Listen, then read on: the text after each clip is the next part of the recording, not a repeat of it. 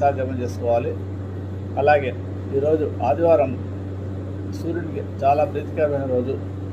ఎవరికైతే ఉద్యోగం రావడం లేదో, అలాగే శత్రుబాధ కోర్టు కేసులు ఇబ్బంది పడుతున్నారో వారంతా కూడా ఒక దీక్షగా తీసుకొని 40 రోజులు సంకల్పం చెప్పుకొని 6 నుంచి 7 ఆదివారం రోజేమో సూర్యహోర ఉంటుంది.